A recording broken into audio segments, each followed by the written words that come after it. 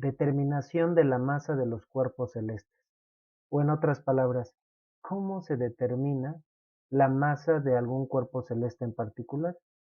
Sí, es decir, hemos en ejercicios de la ley de gravitación universal utilizado la masa de la Luna, de la Tierra, de Júpiter. Podríamos consultar en Internet la masa de muchos cuerpos celestes, pero ¿cómo se determina dicha masa? ¿Verdad? O como les digo en son de broma a mis estudiantes en el salón de clase, ¿en dónde estará la báscula con la que se determinó la masa de la Tierra, que es de unos 6 por 10 a la 24 kilogramos? Bueno, 5.97, ¿no? ¿Será acaso que la dejaron escondida detrás de Júpiter para que no haga reguero y no se vea tirado en el universo? Bueno, obviamente no hay una báscula o balanza gigante con la que se pesó la Tierra, ¿no? También ya lo hemos mencionado desde el tema de leyes de Kepler, que esa masa está escondida en la constante de Kepler. La constante de Kepler es una variable de la que depende muy estrechamente la masa del planeta en cuestión. Cada planeta tiene una diferente constante de Kepler, y bueno, pues eso se debe a la masa que tiene. Un cuerpo que tiene el doble de masa que la Tierra tendría una constante de Kepler del doble. Hay una relación directamente proporcional. También ya lo hemos mencionado anteriormente. Solo que vamos a tener que utilizar todos los conceptos que hemos visto previamente. Nuestra flamante ley de la gravitación universal, ¿verdad? La acabamos de deducir. Vamos a cambiar el M1 y M2 que veníamos utilizando por M mayúscula y M minúscula. Cuestión de nombres. Y es que necesitamos distinguir bien. Vamos otra vez a hacer referencia a cuerpos que orbitan unos alrededor de otros. Y siempre los cuerpos de mayor masa, pues son los cuerpos que hacen orbitar a los de menor masa. Entonces, por ejemplo, si habláramos del Sol y la Tierra, bueno, la masa del Sol sería M mayúscula y la de la Tierra M minúscula. Siempre la M minúscula se referirá al cuerpo que está orbitando, ¿verdad? Al que se está moviendo, por decirlo en términos sencillos.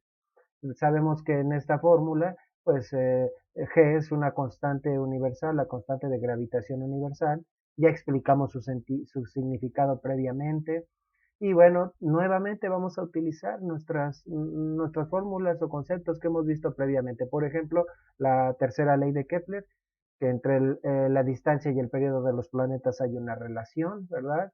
También el concepto de fuerza centrípeta, ¿verdad? Masa por velocidad angular al cuadrado y por R, ¿sí? Ya hemos hablado de eso previamente, si no sería bueno que vieras esas partes, esos temas, donde solo la parte omega cuadrada no es W, omega cuadrada R representa la aceleración centrípeta.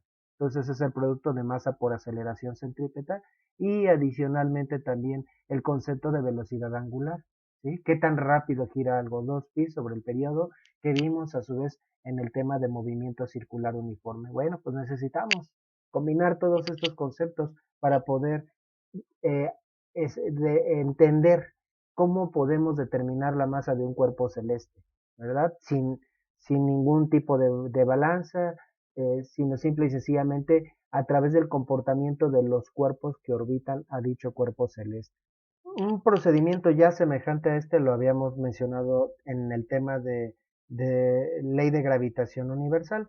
Vamos a hacer cosas muy parecidas, ¿verdad? Así que vamos a repetir cosas que ya hemos mencionado antes. Vamos a sustituir unas fórmulas en otras, ¿no? Entonces, pero para que esto tenga sentido también hay que entender lo que se calcula o lo que me indican cada una de esas expresiones. Eso como que de alguna manera le daría un poco más de sabor a este tema, ¿no? Entonces, bueno, si omega es 2pi entre el periodo, que a fin de cuentas estamos calculando una distancia entre un tiempo, un perímetro entre un tiempo, entonces omega cuadrada sería el cuadrado del numerador de la expresión anterior entre el denominador de dicha expresión. Entonces, el cuadrado de 2 es 4, el cuadrado de pi, pues pi cuadrada, y el periodo, pues al cuadrado, periodo cuadrado. Vamos a sustituir esta expresión en esta. ¿Verdad? Otra forma de calcular la fuerza centrípeta. Entonces, vamos a ponerlo así, ya sin indicar qué sustituciones estamos haciendo, más visualmente. Entonces, la fuerza centrípeta sería igual a la masa, ¿verdad? Hay que aclarar que esa fórmula me permite calcular la fuerza que actúa sobre un cuerpo que sigue una trayectoria circular. Sí, la órbita de los planetas es casi circular. Entonces, la masa que se utiliza en esa fórmula es del cuerpo que está girando. ¿Sí? Entonces, para ser consistentes, sería la correspondiente a la m minúscula que estamos considerando en la ley de gravitación universal. Entonces, bueno, pues si hacemos esa sustitución, simple y sencillamente cambiamos esa w cuadrada por la expresión anterior, tendríamos masa por 4pi cuadrada entre el periodo al cuadrado y por r. Luego, vamos a sustituir, bueno, en primer lugar vamos a despejar de esta expresión t cuadrada. Si despejamos t cuadrada, entonces esto sería igual simple y sencillamente a r cúbica entre k. Es un despeje de un solo paso y a su vez pues vamos a sustituir esta expresión en esta. Entonces, ¿qué nos quedaría? Bueno, de aquí tendríamos que la fuerza centrípeta sería igual a, y podemos poner como un producto en un denominador m, r y 4pi cuadrada, entonces sería 4pi cuadrada por m y por r entre t cuadrada, donde t cuadrada es r cúbica sobre k. Bueno, si le añadimos un 1 a a lo que tenemos en el numerador para poder multiplicar extremos por extremos y medios por medios, esta acá es extremo y multiplica todo esto y nos quedaría en el numerador y en el denominador nos quedaría 1 por r cúbica, es decir, r cúbica. Entonces tendríamos que esto sería igual a F, la fuerza centrípeta, estamos calculando la fuerza centrípeta, es igual a 4 pi cuadrada por m por r y por k entre r cúbica, donde podemos poner r cúbica como r por r cuadrada. De aquí cancelamos una r con una r y entonces esto sería igual a 4 pi cuadrada por m y por k entre r cuadrada.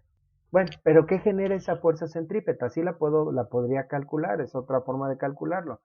Estamos haciendo una deducción, ¿verdad? Queremos encontrar una expresión para calcular, para determinar la masa de un cuerpo celeste. ¿De qué depende la masa de un cuerpo celeste? ¿No? Básicamente, ¿cómo la podemos determinar? Bueno, ¿qué genera la fuerza centrípeta? Esa fuerza que hace que los planetas orbiten. A fin de cuentas, la genera la fuerza de atracción del Sol sobre ellos, es decir, la fuerza de gravitación universal. Por lo tanto, podríamos decir que la fuerza centrípeta, vamos a ponerle nombre, es igual a la fuerza de gravedad. Entonces puedo igualar esta expresión con esta. Entonces, si igualamos ambas expresiones, tendríamos que G por M mayúscula por M minúscula entre R al cuadrado es igual a 4pi cuadrada por M minúscula por K entre R al cuadrado. De aquí se puede simplificar. Tengo dos r's cuadradas que están dividiendo, entonces las puedo anular. ¿Por qué? Bueno, lo puedo ver de dos maneras diferentes. Si multiplico ambos miembros de la expresión anterior por r cuadrada, ¿verdad? Se anulan los valores. O como decimos coloquialmente, si esta r cuadrada la paso multiplicando de este lado, quedaría en el numerador y se anulan, como lo queramos ver. Lo mismo pasaría con m, dividiendo ambos miembros entre m minúscula se anula o simple y sencillamente pasando, dividiendo una de las m's del lado contrario, como lo queramos ver, se anula. Entonces todo esto se me simplificaría lo siguiente, G por M, donde M es la masa mayor, es decir, la masa del cuerpo celeste que hace orbitar al cuerpo de menor masa.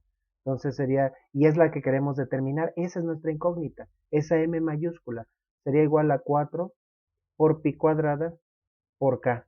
Y ya simple y sencillamente, y esa es la expresión a la que queríamos llegar, entonces la masa de un cuerpo celeste sería igual a 4pi cuadrada. Esta G, perdón, si esta G que está multiplicando pasa dividiendo, o dividiendo entre G mayúscula ambos miembros, tendríamos 4pi entre G. Así se puede expresar multiplicado 4pi cuadrada entre G multiplicado por la constante de Kepler.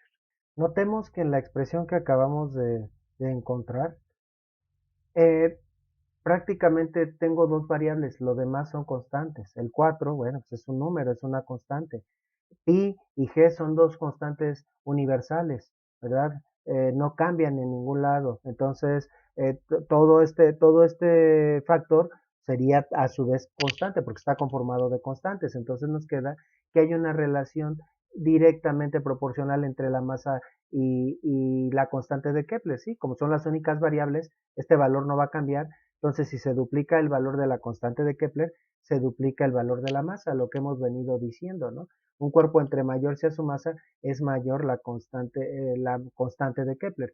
Pero ahora ya sabemos la forma en la que podemos pasar de una variable a la otra. Una vez conocida la constante de Kepler, podemos ya directamente con esta expresión calcular la masa, ¿verdad? Por eso, pues ya vamos a enmarcar esta expresión con la cual vamos a resolver una serie de ejercicios. Solo que antes de hacer cálculos, para evitar tener que hacer vez tras vez este cálculo, ¿verdad? Que está formado, o esta sustitución en donde solo tenemos constantes, nos conviene de ese factor encontrar una constante para ya hacer el cálculo en un solo paso, ¿no? Entonces, bueno, pues vamos a hacer esa evaluación. Entonces vamos a calcular 4pi cuadrada entre g. Y esto sería igual a 4pi cuadrada, ahorita hacemos la operación, entre g. Y en este caso, para que la masa que calculemos coincida más con los valores que podamos investigar, vamos a utilizar el valor más exacto de G, ¿verdad? Tiene más dígitos ese valor, está redondeado, así como lo hemos manejado. Entonces los libros consignan el siguiente valor de la constante de gravitación con mayor precisión, 6.6743 por 10 a la menos 11, ¿verdad? ¿Qué unidades? Bueno, las unidades las vamos a trabajar de manera independiente. Entonces, si hacemos esa operación en la calculadora, multiplicamos 4 por pi al cuadrado entre 6.6743 por 10 a la menos 11, entonces por el coeficiente, el valor que acompañaría a esa constante sería igual a 5.99149. Redondeado a tres cifras significativas, lo expresamos como 5.915. ¿Verdad? Bueno, todavía le hacen falta sus unidades. ¿Qué unidades? En el numerador no tengo unidades, así que para manejarlo, para saber cómo nos quedan las unidades, vamos a poner de una vez un 1 sobre 1, ¿sí? Y en el denominador las constantes de la gravitación, sí, las unidades de la gravitación universal, de la constante de gravitación universal, que son esas. Entonces, si dividimos entre ese valor, ¿verdad? Entre Newton sobre Newton metro cuadrado sobre kilogramo cuadrado, ¿verdad? Entonces aplicamos la ley del sándwich, medios por medios, extremos por extremos, prácticamente se nos invierten las unidades, entonces nos quedarían extremos por extremos, 1 por kilogramo cuadrado, pues kilogramo cuadrado en el numerador, medios por medios, newton metro cuadrado por 1, pues newtons metro cuadrado en el denominador. Bueno, todavía nos conviene seguir manejando estas unidades y dejarlo en unidades fundamentales. Ahorita más adelante explico por qué. Entonces, los newtons no son unidades fundamentales. Se definen esta parte como kilogramo metro sobre segundo cuadrado. Eso apenas sería los newtons, pero aparte están multiplicados por metros cuadrados, ¿verdad? Entonces, eh, eso es aparte. Bueno, si seguimos trabajando las unidades, tenemos repetidos metros y kilogramos, al final debemos dejar solamente expresado una vez los kilogramos y una vez los metros. Entonces, vamos a seguir trabajándolo. En el numerador tengo kilogramos al cuadrado, vamos a ponerlo sobre 1 y en el denominador tendríamos kilogramo, lo podemos expresar como kilogramo metro cúbico sobre segundo cuadrado. ¿Sí? Estos metros solo multiplican a los metros del numerador, no al denominador. Si le pongo un 1, lo puedo ver con más claridad, ¿no? Bueno, entonces otra vez, multiplicando extremos por extremos, pues tendríamos kilogramo cuadrado y segundo cuadrado como extremos, entonces nos quedarían kilogramo cuadrado, segundo cuadrado en el numerador, solo que vamos a poner el kilogramo cuadrado como kilogramo por kilogramo y multiplicado por segundo cuadrado. Y todo dividido entre medios por medios, 1 por kilogramo metro cúbico, pues kilogramo metro cúbico en el denominador. De aquí se cancelan unos kilogramos en el numerador o se anulan y en el denominador Y finalmente las unidades de ese factor serían kilogramo segundo cuadrado sobre metro cúbico. Pues esas serían las unidades que llevaría ese 5.915, que por cierto, no sé si lo dije y no lo escribí, o a lo mejor no lo dije, pero realmente el resultado es 5.915 por 10 a la 11. Pues bueno, voy a ponerle el exponente y además, bueno, esa constante tendría estas unidades. Vamos aquí a reciclarlo. Entonces sería 5.915 kilogramos segundo cuadrado sobre metro cúbico. Ese es el valor que aplicaríamos en esta fórmula.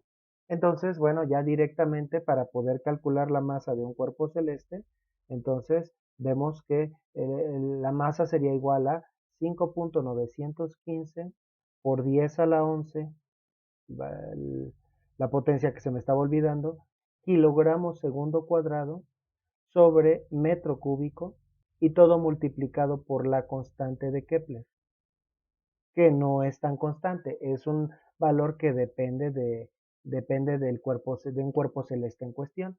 Y esto sí ya lo podemos tomar como una expresión para resolver algunos ejercicios. ¿Por qué me convenía llevar hasta ese punto las unidades? Es decir, dejarlo como unidades fundamentales, para que ya al final sea más claro qué unidades tendría el resultado, ¿no? Por ejemplo, bueno, aquí tendríamos que preguntarnos qué unidades tiene la constante de Kepler para saber qué nos quedaría al combinar estas unidades, ¿no? Este coeficiente ya tiene unidades, la constante, ¿qué unidades tiene? Bueno, de la ley de Kepler, de la tercera ley de Kepler, si despejamos la constante, bueno, la constante sería igual a R cúbica entre T cuadrada, que saldría de dividir ambos miembros de la expresión original entre t cuadrada o simple y sencillamente pasar t cuadrada dividiendo. Entonces, ¿qué unidades tendría esta combinación? Bueno, tendríamos unidades de longitud al cubo, que podrían ser metros cúbicos, en unidades del sistema internacional, dividida entre unidades de tiempo al cuadrado, entre segundos cuadrados.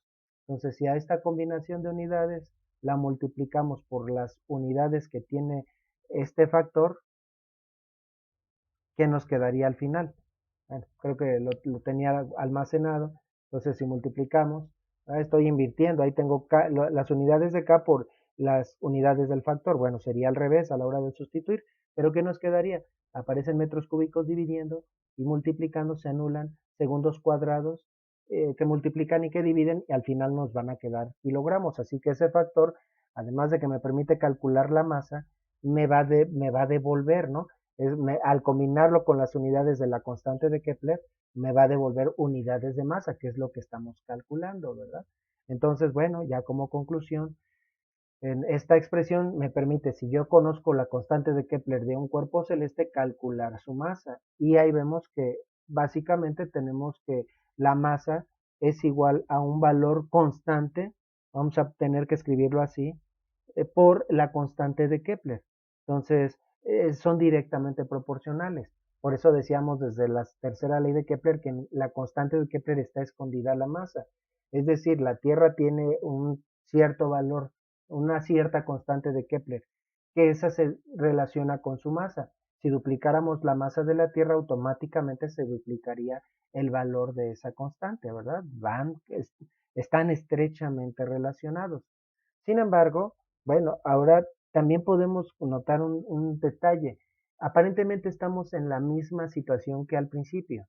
Básicamente toda esta clase es para llegar a esa expresión.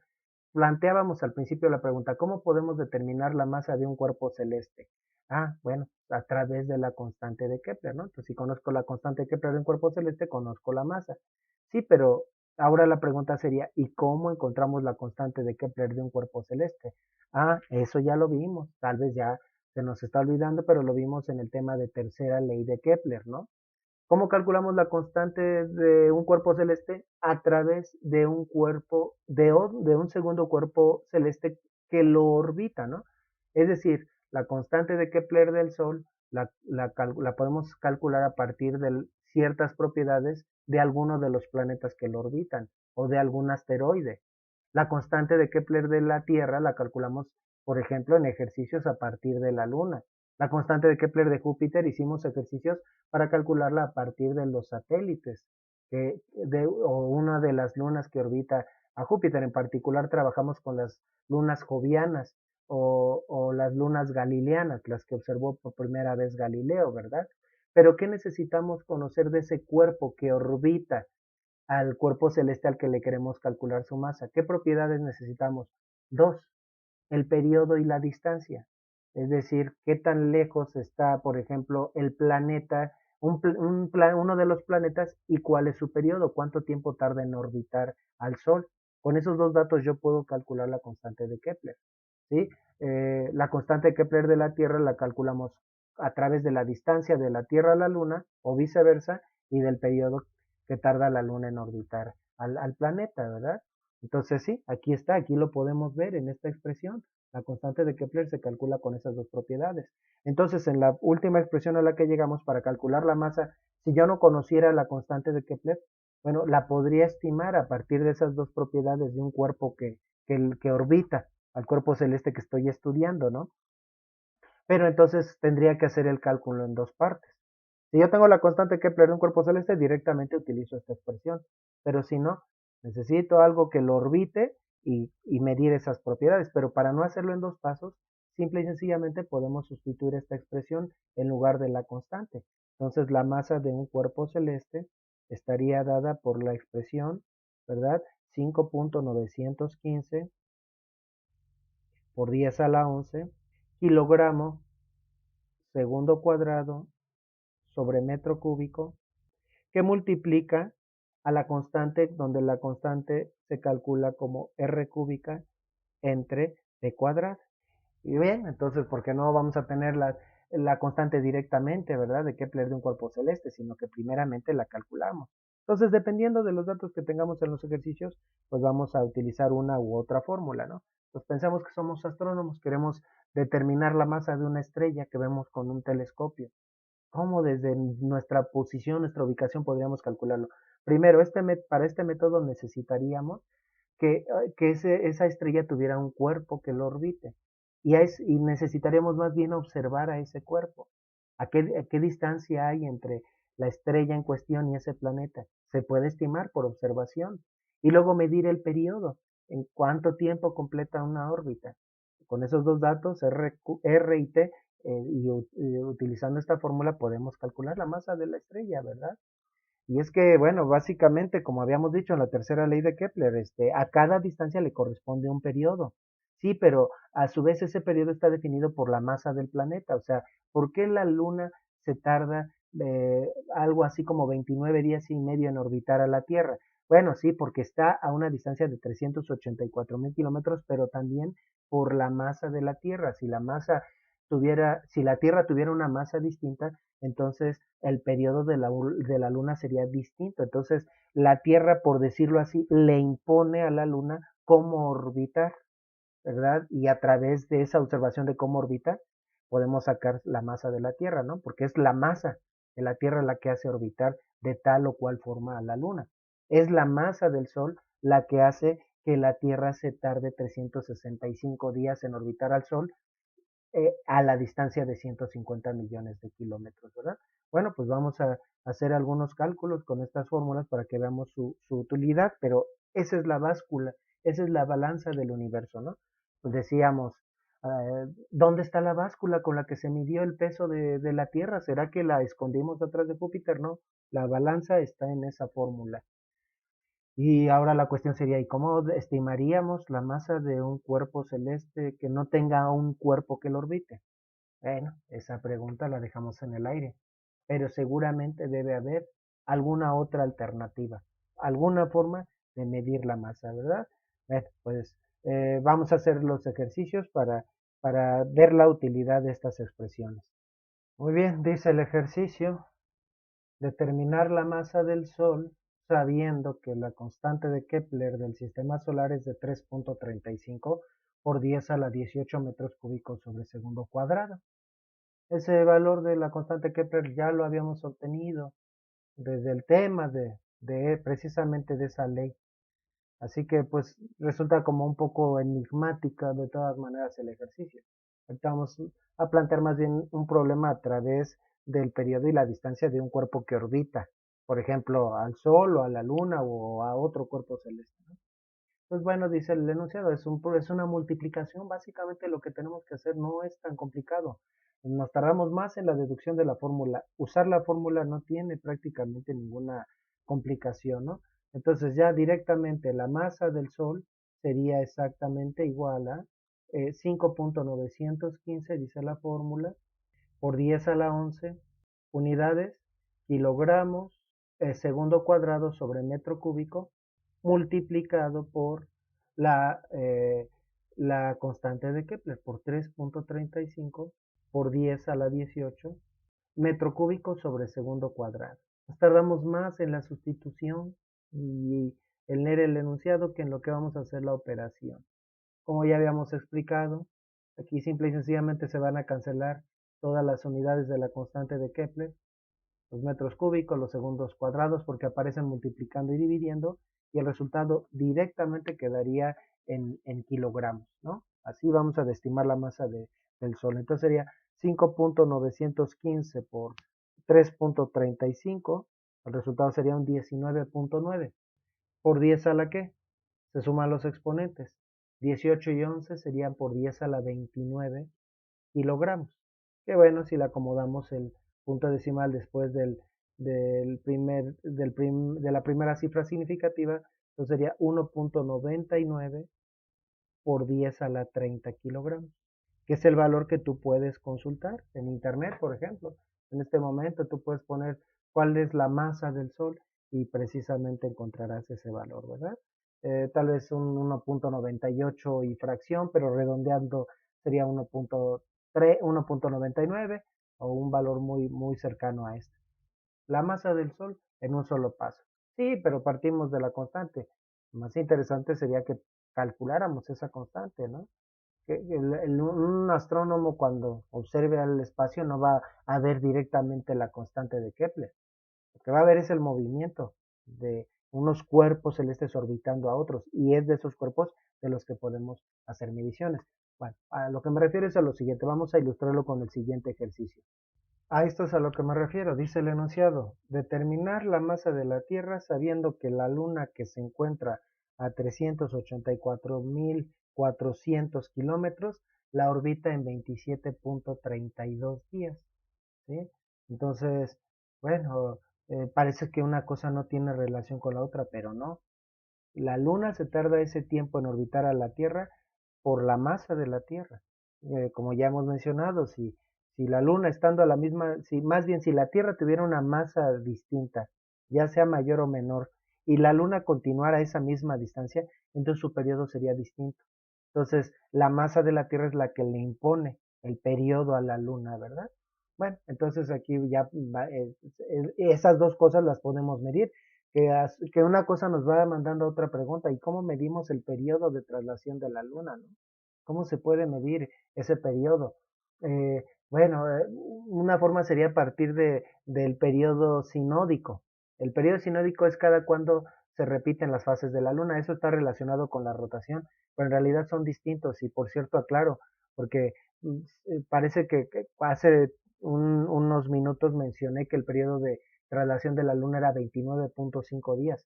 Ese realmente es el periodo en el que se repiten las fases de la Luna. Está relacionado, pero es distinto, ¿no? Pues bueno, ya eso nos va planteando preguntas. Para saber la masa de la Tierra necesitamos medir el periodo de traslación de la Luna. ¿Cómo le hacemos? Bueno, eso podríamos dedicar un tiempo a explicar eso. ¿Y cómo podemos estimar que la Luna está a 384.400 kilómetros? Bueno, también podemos hacerlo, ¿verdad? Bueno, actualmente es más sencillo. En la Luna se dejó un espejo, ¿no? Entonces podemos reflejar un rayo láser en ese espejo que está en la Luna y medir el tiempo que tardó en ir y venir. Y con base en eso podemos sacar la distancia, ¿no? Pero bueno, digamos, una de las variables nos van lanzando preguntas y cómo se van midiendo. Bueno, entonces vamos a sustituir. Ahora tendríamos que utilizar la fórmula que utiliza el periodo y la distancia. Pero necesitamos todo en unidades del sistema internacional, es decir, la distancia en metros y el periodo en segundos.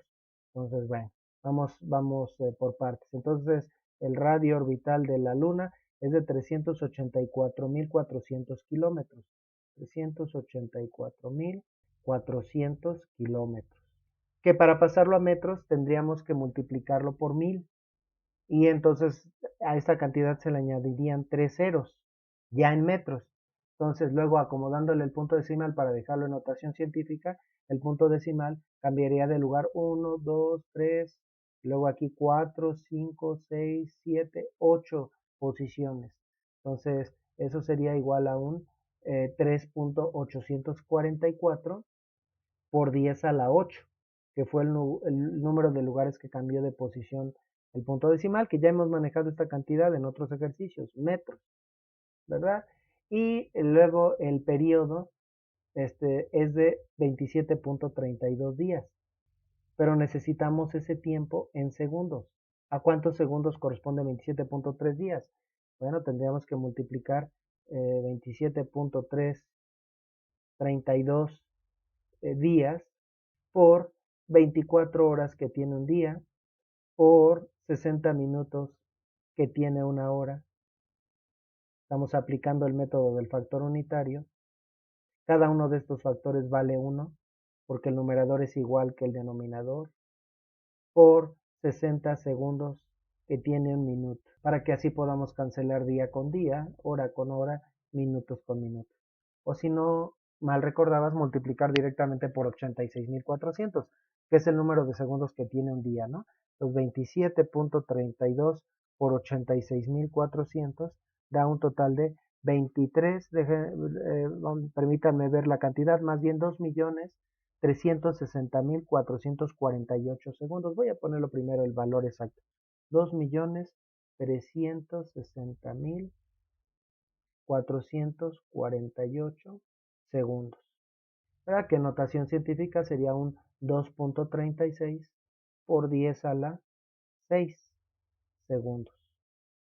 Ya tenemos ahora sí los datos, apenas los estamos preparando. Entonces, esto sería, bueno, al sustituir en la fórmula la masa de la Tierra, y para lo cual estamos utilizando los datos de la Luna que la orbita, sería igual a 5.915 por 10 a la 11 kilogramo segundo cuadrado sobre metro cúbico, que multiplica a... Y esta parte que voy a poner a continuación correspondería a la constante de Kepler de la Tierra, ¿verdad? Pero bueno, la operación sería... Y de hecho ya habíamos hecho ese cálculo. Alguien podría decir, bueno, maestro, ya me acuerdo que ya teníamos el valor de la constante de Kepler de la Tierra, sí, pero estamos considerando que no conocíamos ese detalle, ¿no? Sino solo los datos de la Luna. Con los datos de la Luna directamente estamos calculando la masa de la Tierra. Entonces sería por el radio al cubo, el radio orbital 3.844 por 10 a la 8 metros elevado al cubo. Y aquí voy a tener que hacer una corrección porque no voy a tener un paréntesis dentro de otro paréntesis, más bien tendría un corchete con dos paréntesis adentro entre el periodo al cuadrado. Y el periodo son 2.36 por 10 a la 6 segundos al cuadrado. Y bueno, ya de aquí en adelante son matemáticas. Sí, si tú quieres te puedes brincar todo el procedimiento, adelantarlo, hacer las operaciones por tu parte y al final comprobar si tu resultado es correcto, ¿no? Yo lo voy a desarrollar a continuación. Entonces esto sería 5.915 por 10 a la 11 kilogramos segundo cuadrado sobre metro cúbico por, y bueno, ahora vamos a hacer elevar esas potencias o hacer esas potencias. 3.844 primero al cubo, 3.844 al cubo, sería igual a un 56.8 por 10 a la, se multiplican los exponentes, 3 por 8, 24, metros cúbicos, perdón, y 2.36 al cuadrado serían 5.569, 5.57, y se multiplicando los exponentes, 6 por 2 por 10 a la 12, por 10 a la 12 segundos cuadrados. Bueno, aquí ya podemos cancelar segundo cuadrado, los metros cúbicos con los metros cúbicos, ¿verdad? Y entonces el resultado ya nos quedaría en kilogramos directamente. Y aquí ya vamos a hacer en dos pasos el procedimiento, ¿no? Bueno, esta cantidad multiplica solo al numerador, a esta parte, ¿sí? Si le pongo un 1, recordando cómo se multiplican las fracciones, numerador por numerador, denominador por denominador, notamos que precisamente solo se multiplica el 5.915 por el numerador. Entonces 5.915 por 56.8 nos daría un 335.9. Vamos a redondearlo a un 336 por 10 a la 11 más 24, y eso sería igual a por 10 a la 35. Ya solo nos quedaron como unidades kilogramos entre, y el denominador se mantiene 5.57 por 10 a la 12. Luego dividimos 335, bueno, aquí tengo el resultado con sus décimas, entre 5.57, el resultado sería un 60.3 por 10 a la que, al exponente del numerador le restamos el exponente del denominador, 35 menos 12. 35 menos 12 sería por 10 a la 23 kilogramos. Y finalmente, acomodando el punto decimal y dejando el resultado como un 6.03, sería por 10 a la 23 más 1, por 10 a la 24 kilogramos. Y esta sería la masa de la Tierra, ¿verdad? Y la hemos calculado simple y sencillamente a partir de la forma y la distancia, bueno, de la forma en la que orbita la Luna a la Tierra y la distancia a la que se encuentra, es decir, de la forma en la que la Luna orbita, y diciendo, incluyendo en esa expresión forma, pues tanto distancia como periodo, ¿verdad? Y bueno, tú puedes investigar en internet cuál es la masa de la Tierra, y ahí tal vez te vas a decepcionar porque vas a encontrar que es 5.97 y se ve muy diferente, ¿no? En proporción es un valor muy cercano, ¿sí? De 5.97, el 5.97 ya está muy cerca del 6, a 6.03 tenemos una diferencia solo de 6 centésimas, ¿no? Entonces, podría ser que en nuestros cálculos vamos redondeando, o podría ser más bien que el cálculo que se hace y que se maneja en Internet está redondeado, ¿no? A lo mejor se utilizaron solo 384.000 kilómetros como radio orbital y no 384.400. En cualquiera de los dos casos, bueno, esa es prácticamente la masa de la Tierra. Tendríamos una diferencia de 5.97 entre 6.03, tendríamos una diferencia del 1%, ¿sí? Aunque no lo parezca, es un error de 1% comparado con el valor que encontramos en Internet. Entonces, ya estamos viendo cómo la Luna nos permitió calcular la masa de la Tierra, ¿verdad? Bueno, pues vamos a hacer otro ejercicio eh, para, para calcular la masa de algún cuerpo celeste que no hayamos manejado, ¿no? Ya manejamos la del Sol, la de la Tierra, Júpiter. Hablemos tal vez de otro planeta. Podemos escoger cualquier planeta. Tú investiga de un planeta, alguna luna, que de ese planeta el periodo y su radio orbital, y puedes calcular la masa, ¿verdad? Y ver cómo se aproxima bastante al valor que puedes encontrar en Internet. Bueno, pues vamos a hacer el siguiente ejercicio. Muy bien, dice el enunciado, Encélado es un satélite natural que orbita a Saturno con un periodo o cada 32 horas y 53 minutos, cerca de un día y medio más o menos, ¿verdad? Con un radio orbital de 238.000 kilómetros. Con los datos anteriores calcula la masa de Saturno. También algo interesante sería que investigaras detalles de este satélite. Es un satélite muy especial, ¿verdad? Parece que está cubierto de nieve, pero debe ser nieve de metano o de algún otro tipo de gas. Es tan baja la temperatura que esos gases que en nuestro entorno se encuentran en ese estado, precisamente en estado gaseoso, en, en, en ese satélite se encuentran en estado de nieve, por decirlo de alguna manera. Hay volcanes, pero en los cuales la erupción no es de magma, sino podría ser de vapor de agua. Bueno, puedes investigar esos detalles. Es un satélite muy particular, muy peculiar. Bueno, pues vamos a calcular, vamos a hacer el mismo cálculo que hicimos con la Luna, ¿no? Con la Tierra. Ya habíamos trabajado con la Tierra, no habíamos trabajado antes con Saturno, pudimos haber escogido otro planeta, ¿no? Entonces tenemos como periodo 32 horas y 53 minutos. Bueno, ya voy a poner el periodo directamente. Para pasar las horas a segundos, solo las horas tendría que multiplicar el 32 por 3600, no por 60. Por 60 sería si lo quisiera pasar o convertir a minutos, lo quiero a segundos. Los 32 por 3600 y los 53 minutos adicionales para pasarlos a segundos, eso sí los multiplicaría solamente por 60. Entonces, para calcular el número de segundos serían 32 por 3600 más 53 por 60. Y el resultado serían 118.380 segundos. 118.380 segundos. Ahora, por otro lado, tenemos el radio orbital. El radio orbital, recordemos, se mide desde el centro de Encélado hasta el centro de Saturno. Si quisiéramos utilizar la distancia, bueno, si tuviéramos el dato de distancia, todavía tendríamos que sumarle el radio de Saturno, porque se mide. Para esta fórmula se tenemos que medir de centro a centro de gravedad, porque nos estamos basando en la ley de gravitación universal. Pues bueno, en pocas palabras, esa distancia es la que tenemos que manejar en la fórmula. Y el radio orbital es de 238.000 kilómetros. Bueno, en el caso de la Tierra quedan 384.000.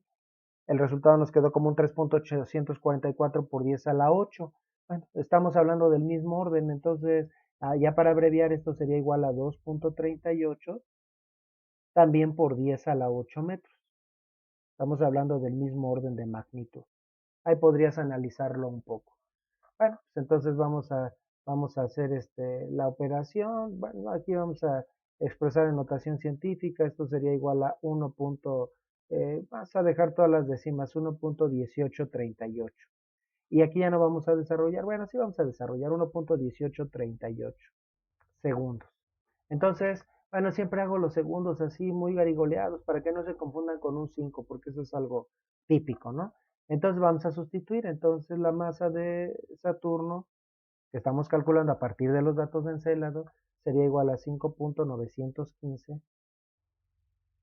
por 10 a la 11 kilogramos segundo cuadrado sobre metro cúbico, que multiplica al cubo del radio orbital a 2.38 por 10 a la 8 metros al cubo entre o sobre el periodo. Aquí me faltó el exponente, sería 1.1838, no puse la potencia.